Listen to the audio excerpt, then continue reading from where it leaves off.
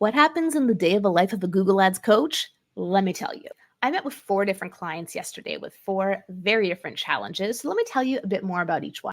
The first client was a new client, and they found me after they heard my guest episode on the Upflip podcast. They are launching an entertainment activity business, and so they brought their whole team on the call to discuss Google Ads strategy. That's unusual, though absolutely welcome. Usually I'm meeting with the business owner one-on-one, or maybe I'm meeting with 1 or 2 people from marketing team, but here there were like 6 or 7 people on the one call.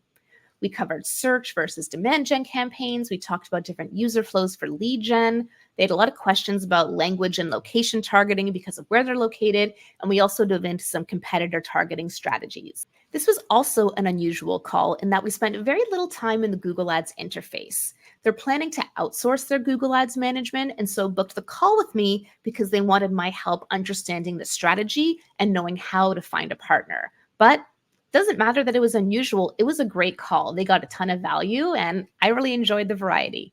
My next client was also a new client, and they found me on TikTok. They run a service-based business. They've self-taught Google Ads, and now their campaigns are not profitable after running for a few months.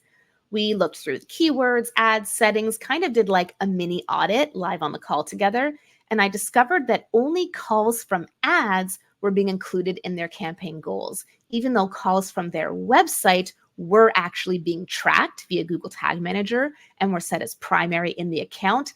The specific campaign they set up wasn't using that. So it turns out the campaign actually was performing really well. It was driving a lot of calls to their website, just like one hand wasn't talking to the other. They didn't know that. And the campaign wasn't able to optimize for that. So they could have potentially gotten a lot more phone calls. Shame on the Google expert, by the way, from Google who helped this client before I came into the picture. Because that expert told this client to throw all their keywords into one ad group, even though there were very clearly 2 different use cases and types of intent here that necessitated 2 different ad groups. I do want to mention for the record that this client used only broad match keywords. It was a small budget, and about 90% of the search terms were relevant, which I take as broad match working well. The third client is an existing client. This was our second meeting together, and I think they originally found me on TikTok. I forgot to ask. It was my second meeting with them, and I reviewed their homework from the first meeting. In our first meeting, I walked them through the process from the very beginning of setting up a Google Ads account. They'd never even done that before, and setting up their first campaign. And I gave them some homework to do a bit more keyword research, write some ads, think of some assets to add. So we reviewed that together, and I was really impressed and really proud of how much they were able to achieve. They accidentally had added all the keywords in broad match. And as I just said, broad match isn't bad. It's just not what we want to use in this case. So we changed them to phrase match.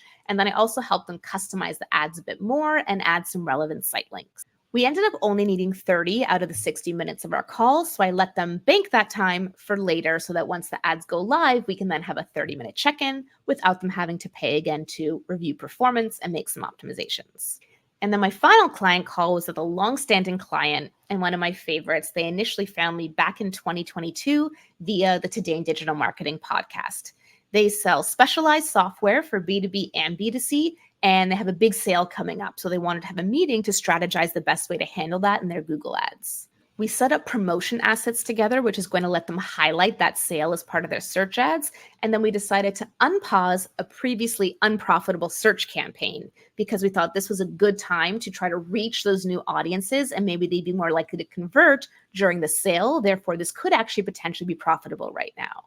We went into the ad in that search campaign that had been paused for a while, and we customized the ad text specifically for the sale since we're planning to pause the campaign when the sale is over. All in a day's work as a Google Ads coach. I've been a Google Ads coach for more than 3 years now, helping more than 200 businesses and marketers one-on-one. If you'd like to book a call with me, you can do that on my website, jyll.ca.